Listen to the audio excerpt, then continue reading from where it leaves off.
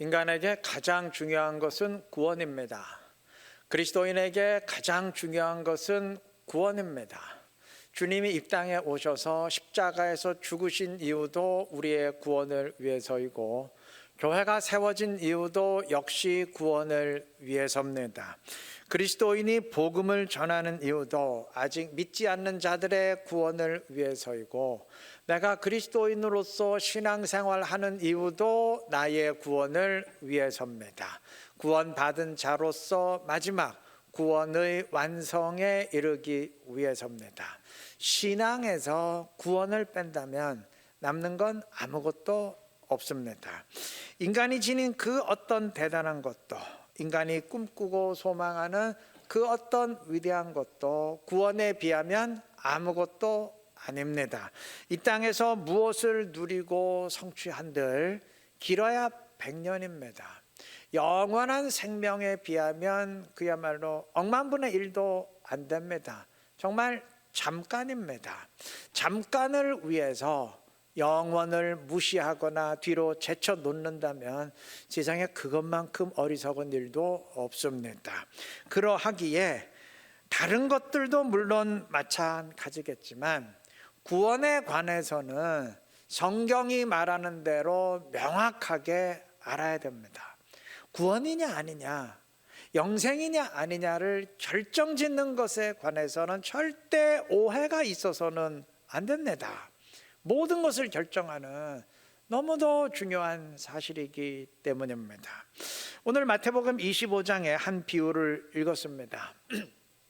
마태복음 25장에는 열처녀 비유와 달란트 비유, 그리고 오늘 본문의 비유가, 이 세 비유가 차례대로 기록이 되었는데, 이 세 비유는 모두 마지막 날의 구원에 관한 비유입니다. 이들 비유는 각각 내용이 다 다르지만 공통점이 있습니다. 마지막 날 주님은 천국에 들어갈 사람과 들어가지 못할 사람, 구원받지 못할 사람을 냉철히 가려내시는데, 구원받지 못하는 사람들, 즉 열처녀 비유에서 기름을 준비하지 않는 사람들과 달란트 비유에서 한 달란트를 땅에 묻어 두었던 사람, 그리고 오늘 본문의 비유에서 염소로 판명이 되는 사람들은 모두 주님을 모르는 사람들이 아닙니다. 다 아는 사람들입니다. 자, 열처녀 비유에서 구원받은 사람과 천국에 들어가지 못하고 쫓겨난 사람들의 차이는 신랑이신 주님이 오는 것을 기다렸느냐 기다리지 않았느냐의 차이가 아닙니다. 이들 모두 주님의 오심을 기다렸어요. 단 기다렸는데 어떤 사람은 기름을 준비했고 어떤 사람은 준비하지 않았습니다. 자, 그러면 기름 없이 신랑이신 주님의 오심을 기다리는 이 사람들이 예수 믿는 사람인가요? 안 믿는 사람인가요? 여러분, 상식적으로 예수 안 믿는 사람이 주님의 오심을, 즉 주님의 재림을 기다릴 수 있습니까? 없죠. 이들 믿는 사람이에요.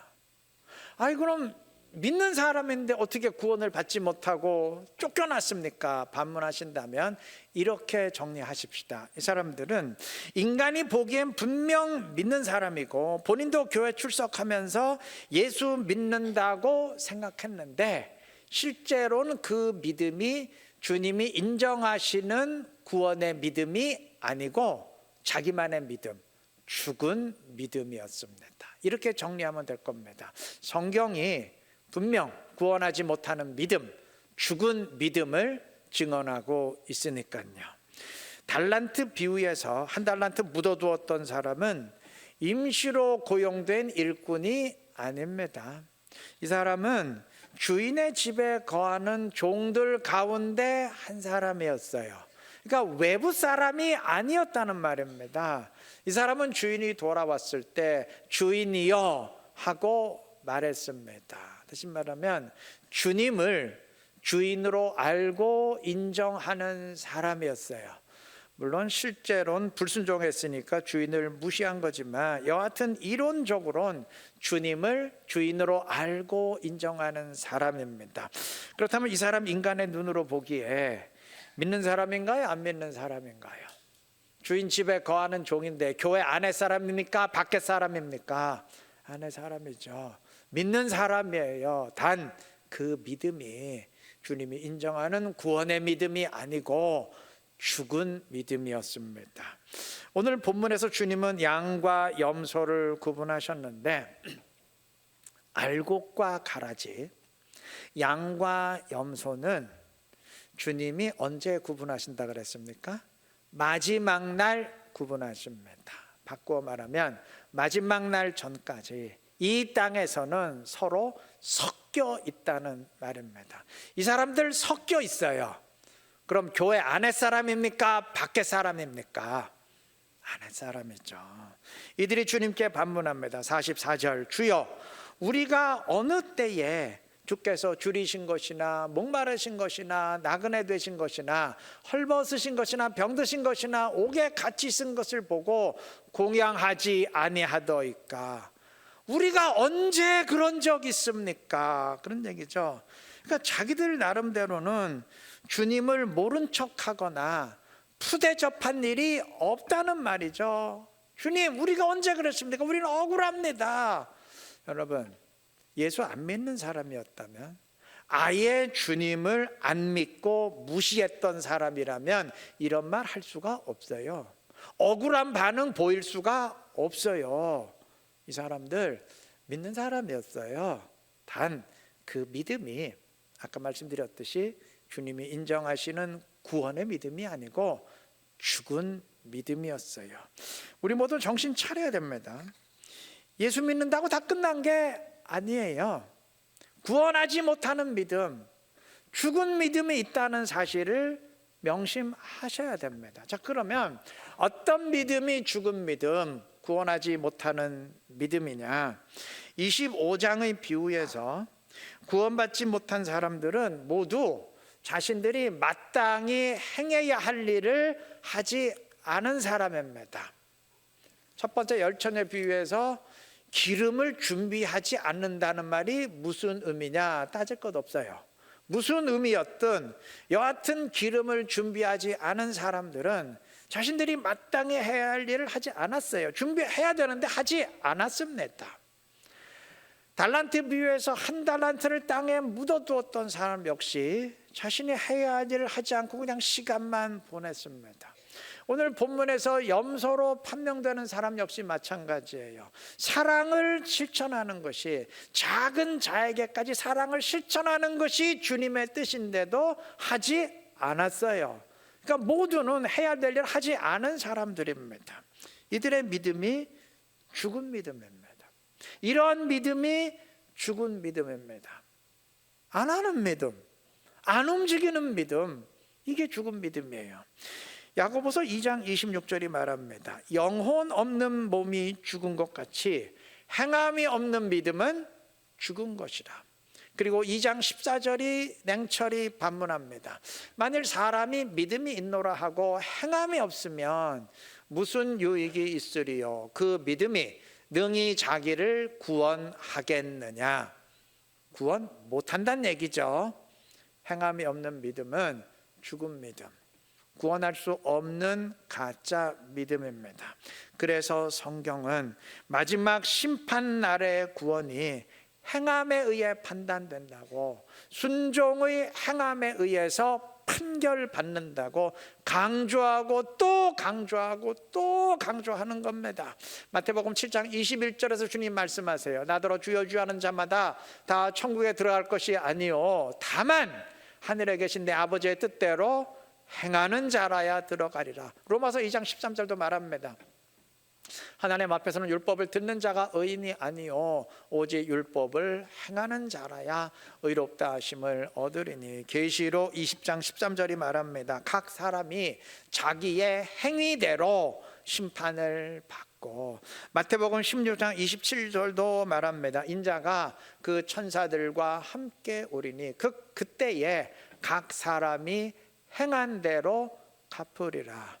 이게 너무 이 구절들 많아가지고 다 인용할 수가 없어요, 시간상. 이게 분명히 말씀하시는 구절만 수십 구절이 넘어요. 간접적으로 말씀하시는 구절까지 다 합하면 셀 수도 없습니다. 여러분, 우리가 다른 건 몰라도 구원의 문제잖아요. 이거는 절대 오해가 있어서는 안 됩니다. 근데 은연중에 우리는 예수를 믿는 이상 구원은 다 받았고, 행함은, 순종의 행함은 구원과는 상관이 없다. 물론 구원받은 사람의 마땅한 도리이긴 하지만 그게 무슨 구원을 결정짓는 요인은 아니다라고 생각합니다. 은연중에 그렇게들 생각해요. 왜냐? 그렇게 말해왔고 그렇게 들어왔어요. 근데 여러분 명심하세요. 그런 생각은요, 하나님의 말씀인 성경을 다 쓰레기통에 처박아 버리자는 말밖에 안 돼요. 성경이 분명히 선포하지 않습니까? 마지막 날에 구원이 행함으로 판결받는다. 분명히 선포하고 또 선포한. 어떻게 할 겁니까? 그 구절들 다 버릴 거예요? 내 입맛대로, 내 성경대로 성경 절대 치워버릴 수 없습니다. 구원받은 사람은 구원에서 탈락시키려는 사단의 공격을 이기면서 구원의 완성을 향해야 됩니다.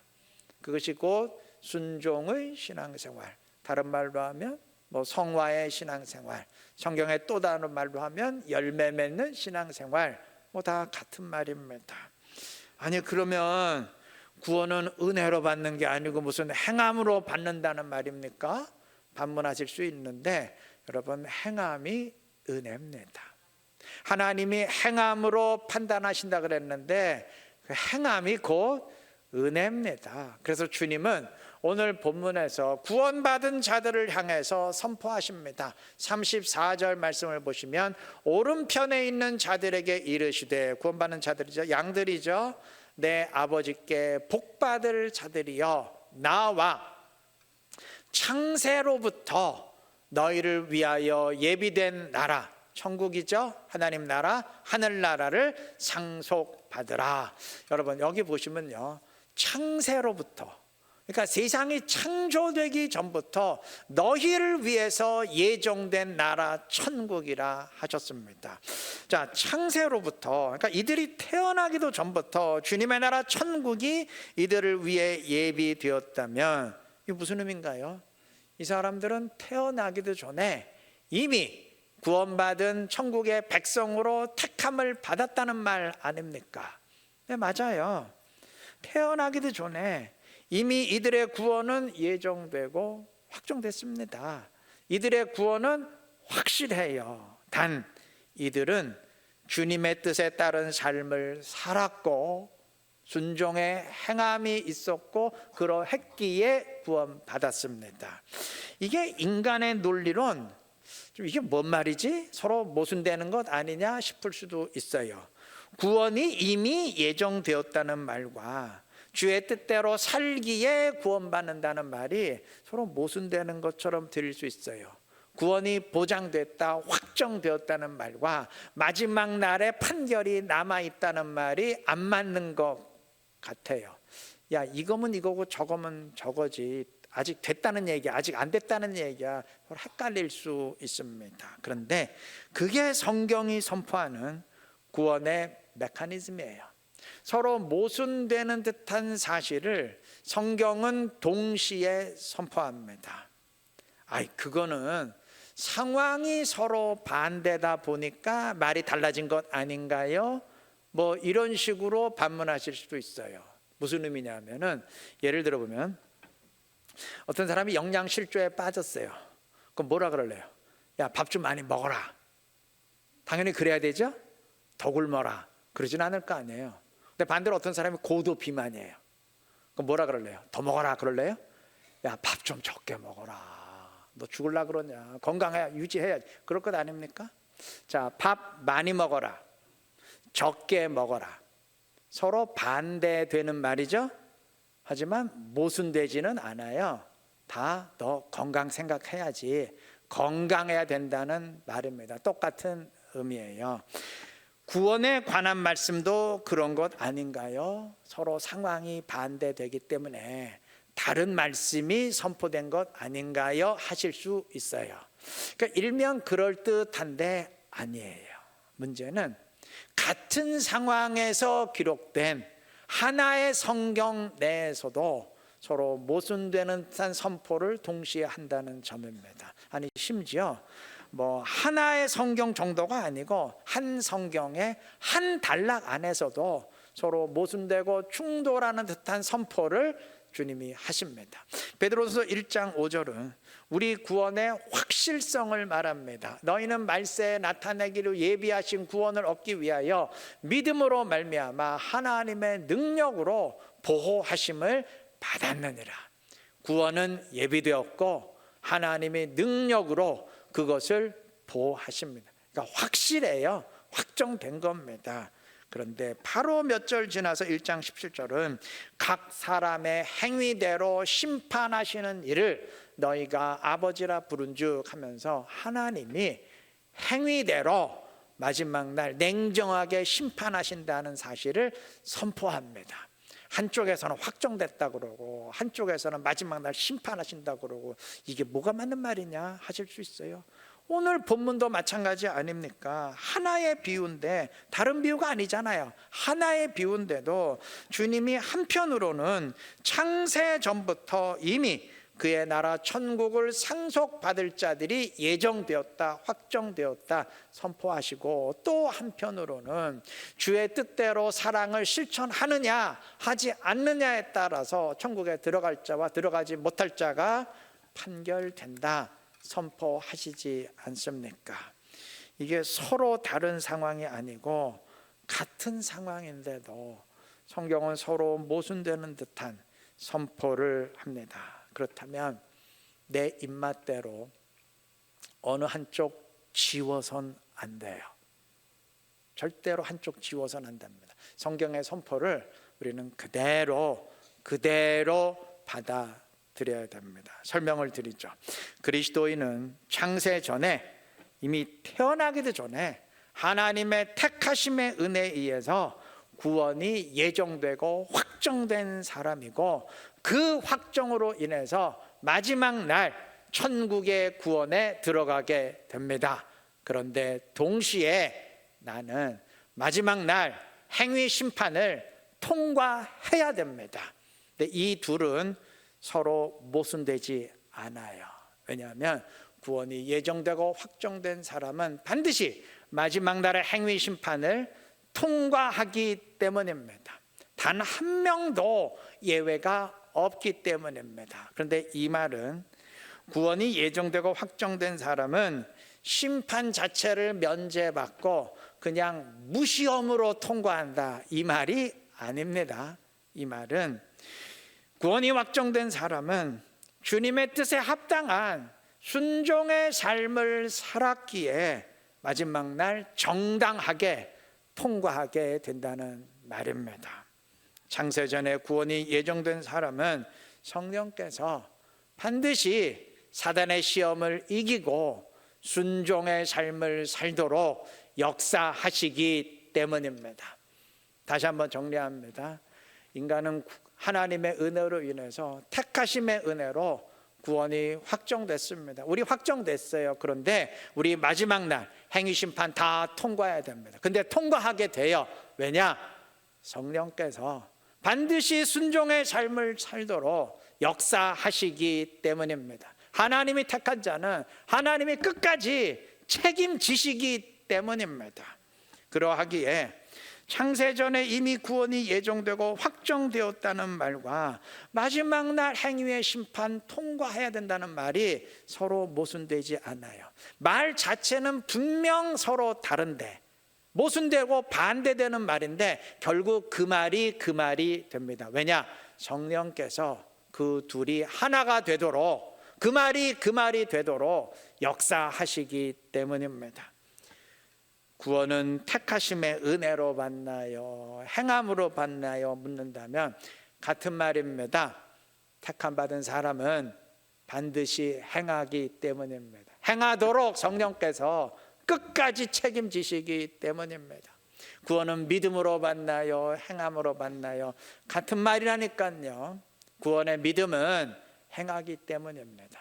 만약 행하지 않는다면 그건 죽은 믿음, 가짜 믿음이기 때문입니다. 구원의 믿음이 아니기 때문입니다. 그리스도인은 태어나기도 전 택하심의 은혜에 의해서 구원이 보장된 사람입니다. 이제 우리가 취해야 될 태도가 있어요. 야, 구원이 보장됐으니까 다 끝났다 주저앉으면 안 됩니다. 구원이 보장됐어? 그럼 이거 뭘 의미하죠? 반드시 순종의 삶을 살며 승리할 수 있도록 성령께서 책임지신다는 것을 의미해요. 그렇다면 구원이 보장됐으니까 우리는 순종을 확신할 수 있습니다. 이 확신 가운데 순종의 삶을 살아가는 것, 그것이 구원받은 사람의 마땅한 신앙생활이 아니겠습니까? 이 확신 가운데 성령을 힘입고 순종의 영적 싸움 싸워 가시기를 바랍니다. 그래서 성령께서 책임지신다 그랬는데 책임지시는 주님을 체험하고 확인하시기를 바랍니다. 순종의 삶을 통해 주님께 영광 돌리고 나를 택해 주신 주님의 뜻을 이루어가는 지혜롭고 신실한 우리 이름의 모든 성도님들 되시기를 바랍니다. 구원은 은혜로 받습니다. 마지막 날 하나님이 행함을 기준으로 행위 심판하시지만 여러분, 행함이 곧 은혜입니다. 왜냐하면 내 힘으로 행하는 게 아니기 때문입니다. 내 힘으로 순종한 게 아니기 때문입니다. 여러분, 성령이 작용해 주지 않으시면 우리 인간은 순종은 고사하고 주님을 구주로 믿고 영접하는 첫 출발부터 할 수 없는 존재입니다. 내가 내 의지대로 믿고 순종한 것 같지만 그 이면에는 성령의 역사하심이 있습니다. 빌립보서 2장 12절이 말합니다. 항상 복종하여 두렵고 떨림으로 너희 구원을 이루라. 복종함으로 순종함으로 너희 구원을 이루어 가야 된다. 주체가 누군가요? 너희, 나예요. 내가 주체고 내가 해야 돼요. 그런데 성경은 바로 덧붙여서 말합니다. 그 다음 13절, 너희 안에서 행하시는 이는 하나님이시니. 하나님이 행하세요. 자기의 기쁘신 뜻을 위하여 너희에게 소원을 두고 행하게 하시나니 그랬습니다. 성령께서 내 마음에 주님의 뜻에 합당하도록 주님이 기뻐하시는 뜻대로 내가 이렇게 해야 되겠다, 저렇게 순종해야겠다 하는 강한 마음을 주심으로, 즉 소원을 주심으로 그렇게 행하도록 만드신다는 말입니다. 주체가 누군가요? 성령 하나님. 네, 맞습니다. 여러분, 나의 행함은, 내가 행하는 순종은 주체가 나 자신이면서 동시에 성령 하나님이에요. 내가 판단하고 내가 행하는데 그것 또한 성령의 은혜입니다. 성령의 역사예요. 바울 사도는 그래서 고린도전서 15장 10절에서 말합니다. 내게 주신 그의 은혜가 헛되지 아니하여 내가 모든 사도보다 더 많이 수고하였으나 내가 한 것이 아니고 오직 나와 함께 하신 하나님의 은혜로다. 더 많이 수고했는데, 순종하고 행했는데 내가 한 게 아니고 이거 하나님의 은혜다. 우리 모두의 고백입니다. 골로새서 1장 29절에서도 말합니다. 이를 위하여 나도 내 속에서 능력으로 역사하시는 이의 역사를 따라 힘을 다하여 수고하노라. 내가 힘을 다해서 수고하거든요. 그런데 그게 사실은 내 속에서 역사하시는 성령의 역사입니다. 그래서 은혜인 거예요. 내가 행하는 순종이, 그리스도인의 행함이 어떤 의미를 지니는지 이제 개념 파악이 되셨을 겁니다. 나의 행함, 하나님의 은혜입니다. 성령의 은혜입니다. 성경은 신실한 행함, 신실한 순종의 신앙생활을 종종 열매로 표현합니다. 예를 들면 빌립보서 1장 11절 예수 그리스도로 말미암아 의의 열매가 가득하여. 로마서 10장 4절도 말합니다. 우리가 하나님을 위하여 열매를 맺게 하려 함이라. 골로새 1장 10절도 말합니다. 모든 선한 일에 열매를 맺게 하시며 그랬어요. 주님도 마태복음 7장 20절에서 그들의 열매로 그들을 알리라 이렇게 열매를 선포하신 뒤에 바로 붙여서 그 다음 21절 아까 읽었죠?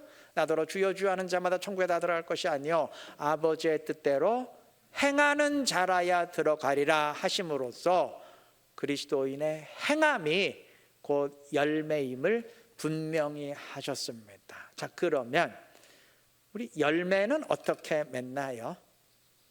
행함이 열매라면 그리스도인은 어떻게 행할 수 있나요? 어떻게 순종의 행함을 할 수 있나요? 이미 답은 다 말씀드렸죠. 주님이 말씀하신 요한복음 15장의 포도나무와 가지의 비유가 정확한 답을 제시합니다. 주님은 15장 5절에서 선포하십니다. 나는 포도나무요 너희는 가지라. 주님이 나무고 우리는 그 나무에 붙은 가지예요. 그가 내 안에 내가 그 안에 거하면 사람이 열매를 많이 맺나니 하셨습니다.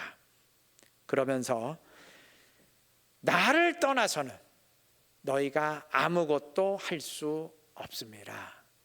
분명히 못 박았어요. 여러분, 가지는 가지 자체의 능력으로는 열매 못 맺습니다. 만약 가지가 나무에서 잘려져 나갔다. 그럼 나무에서 떨어져 나간 가지는 열매 맺을 수 있나요? 절대 자체적으로는 열매 못 맺어요. 그래서 주님도 나를 떠나서 너희가 아무것도 할 수 없음이라 분명히 선을 그으신 겁니다. 가지된 그리스도인은 나무에 붙어 있을 때만, 즉 주님께 붙어 있을 때만, 성령을 내 속에 모심으로 주님이 내 안에 있고 내가 주님 안에 있는 성령의 사람이 될 때만 열매를 맺을 수 있습니다. 자, 그러면 제가 하나 물어보겠습니다. 여러분, 가지가 열매를 맺는 것과 나무가 열매를 맺는 게 다른 말인가요? 이 마트에서 과일 사는데 마트 직원이 선생님 요거는요 사과나무 가지가 맺은 사과고요 요거는 나무가 맺은 열매 따로 구분해서 팝니까? 그게 그거죠? 같은 말이에요. 가지가 열매 맺는 게 곧 나무가 열매를 맺는 겁니다. 정확히 말하면 나무가 가지를 통해서 열매를 맺은 겁니다. 바로 이것이 순종의 원리, 그리스도인의 행함의 원리입니다. 가지인 내가 행하는데, 순종을 행하고 열매를 맺는데 그게 내 능력으로 내가 자체적으로 열매를 맺는 게 아닙니다. 나무이신 주님이 가지인 나를 통해서 주의 열매 맺으시는 겁니다. 때문에 내가 수고했어도 이거 내가 열매 맺은 게 아니고 내가 한 게 아니고 나무이신 하나님의 은혜다 고백하는 거예요. 내가 행한 순종으로 마지막 날 행위 심판 정당하게 통과하는데 내가 한 게 아니고 하나님의 은혜인 겁니다. 그래서 우리는 은혜로 구원받는 것입니다. 그리스도인은 태어나기도 전에 하나님의 택하심에 의해서 구원이 확정된 사람이고 그 확정 때문에 마지막 날 천국의 구원을 받습니다. 다시 말하면 내가 행한 순종으로 마지막 날의 행위 심판을 통과하게 됩니다. 주님이 나를 통해 순종의 열매를 맺으시면서 내가 구원에서 떨어지지 않고 끝까지 구원의 완성으로 향하도록 역사하시기 때문입니다. 주님이 구원을 예정한 사람은 반드시 순종할 수 있도록 역사하심으로 행위 심판 통과하게 하시기 때문입니다. 이 사실을 여러분이 이해하신다면 행함 없어도 구원은 상관없어 절대 이런 소리는 할 수 없을 것입니다. 지금 내가 이 구조 속에 들어와 있는지, 오늘 구원의 메커니즘을 설명드렸는데 지금 나의 신앙생활이 지금 이 구조 속에 들어와 있는지, 이 메커니즘 속에 들어와 있는지, 아니면 내가 좀 다른 길로 가고 나는 좀 다르게 생각하고 있는데 벗어나 있는지 냉정히 점검해 보시기를 바랍니다. 다시 말씀드리지만 이건 절대 오해해서는 안 되는 문제입니다. 이건 오해도 그냥 넘어갈 수 있는 문제가 아니에요. 이거는 구원을 결정하는 문제입니다. 냉정하게 판결받아야 될 문제. 다른 것도 마찬가지지만 구원의 문제만큼은 절대 오해가 있어서는 안 되는데, 안타깝게도 오늘날 좀 이상하게 말하고 이상하게 생각하는 것 아닌가 의심이 들 때가 많습니다. 성경이 말하는 대로 바로 이해하시기를 바랍니다. 그래서 택함 받은 자로서 늘 성령을 모시고 나무에 붙은 가지로서 함께 하시기를 바랍니다. 그래서 순종의 열매, 의의 열매 맺으면서 나를 택하신 주님의 뜻을 이루어갈 수 있는 지혜롭고 복된 우리 모두가 되시길 그리스도의 이름으로 축원합니다.